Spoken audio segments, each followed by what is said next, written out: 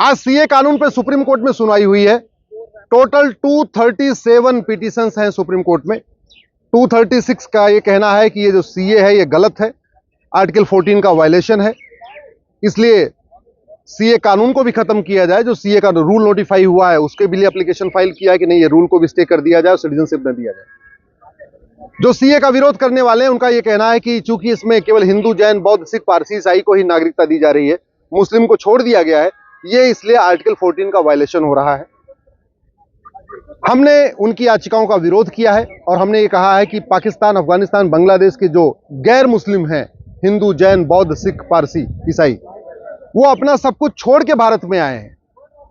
हिंदू, जैन, बौद्ध, सिख, पारसी, ईसाई अपना खेत खलिहान छोड़ के आए हैं, अपना दुकान मकान छोड़ के आए हैं, अपना घर छोड़ के आए हैं, अपनी नौकरी छोड़ के आए हैं, अपना व्यापार छोड़ के आए हैं। पाकिस्तान, अफगानिस्तान, बांग्लादेश में जो गैर मुस्लिम हैं उनके साथ इतना भेदभाव होता है, उसको कहना, उसको व्यक्त करना बहुत मुश्किल है। उनकी फसलों में आग लगा दिया जाता है, उनकी दुकानों को लूटा जाता है, दुकान से सामान लिया जाता है, पैसा नहीं दिया जाता। पाकिस्तान, अफगानिस्तान, बांग्लादेश के हिंदू, जैन, बौद्ध, सिख अपनी बेटियों को कॉलेज में नहीं भेज पा रहे हैं, उनकी हायर एजुकेशन नहीं हो पा रही है। तो जब वो भारत में आए हैं तो उनको सिटीजनशिप मिलनी चाहिए। और ये उस समय भी एग्रीमेंट हुआ था जब भारत का विभाजन हुआ था कि अगर पाकिस्तान या बांग्लादेश में किसी को दिक्कत आएगी तो उसको भारत नागरिकता देगा। ये गांधी जी ने भी कहा था, नेहरू जी ने भी कहा था, सरदार पटेल ने भी कहा था, उस समय के जितने कैबिनेट में लोग, सब लोगों ने कहा था कि अगर कोई प्रॉब्लम आएगी देश विभाजन के बाद तो हम नागरिकता देंगे। इसलिए जो रूल नोटिफाई हुआ उस पर स्टे नहीं होना चाहिए और वहां के नागरिकों को, वहां पे अफगानिस्तान, पाकिस्तान, बांग्लादेश के जो आए हुए हैं हिंदू, जैन, बौद्ध, सिख, उनको नागरिकता मिलनी चाहिए। अफगानिस्तान जो कि दुर्योधन का ननिहाल था, गंधार था, वहां वो हिंदू राष्ट्र था 1805 में, पंडित नंदराम टिक्कू प्रधानमंत्री थे वहां पे, लेकिन धीरे धीरे खत्म होते चले गए, अब केवल 20 परिवार बचे हैं।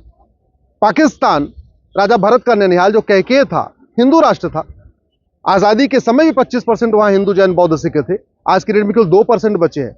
अब वो 2% में जो लोग भारत में आए हैं, अगर उनको सिटीजनशिप भारत में नहीं मिलेगी तो फिर कहां मिलेगी? बांग्लादेश के लगातार हिंदू, जैन, बौद्ध, सिख, पारसी, ईसाई खत्म हो रहे हैं, तो उनको बचाने के लिए उनको नागरिकता देना बहुत जरूरी है। जो 2014 के आए हैं वो बिल्कुल यहाँ पे एक अमानवीय जिंदगी जी रहे हैं।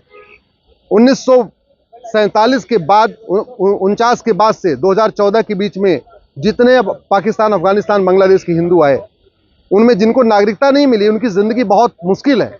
उनको बिजली का कनेक्शन नहीं है, उनको व्यापार करने का राइट नहीं है, उनके बच्चों को हायर एजुकेशन नहीं हो पा रही है, उनको वोटिंग का राइट नहीं है, उनको कोई भी बेसिक सुविधाएं नहीं मिल पा रही है। ऐसे में उनको नागरिकता देना इस सरकार की ड्यूटी है। कॉन्स्टिट्यूशन भी यही कहता है। और उस समय भारत पर पाकिस्तान का जो विभाजन हुआ था, जो एग्रीमेंट हुआ था, नेहरू लियाकत समझौता, उसमें भी यही हुआ था कि हाँ, उनको नागरिकता दी जाएगी और उनको कोई दिक्कत आएगी। इसलिए ये जो याचिकाएं आई हैं सीए कानून के खिलाफ, पूरी तरीके से मोटिवेटेड है। कॉन्स्टिट्यूशन के किसी आर्टिकल का कोई फंडामेंटल राइट का वायलेशन नहीं हो रहा है। और वैसे भी सीए तो नागरिकता देने वाला कानून है, नागरिकता लेने वाला थोड़ी है। और नागरिकता देने के लिए वो भी पाकिस्तान, अफगानिस्तान, बांग्लादेश को नागरिकता देने के लिए कानून है। भारत में जो लोग रह रहे हैं, ना उनकी इससे नागरिकता जा रही है, ना उनकी नागरिकता छिन रही है, तो फिर भारत के लोग इसका विरोध कैसे कर सकते हैं? माननीय सुप्रीम कोर्ट ने केंद्र सरकार को 3 सप्ताह का समय दिया है। अब इस पे अगली सुनवाई 9 अप्रैल को होगी और मुझे पूरा भरोसा है कि ये जो इनकी याचिकाएं हैं ये खारिज हो जाएगी।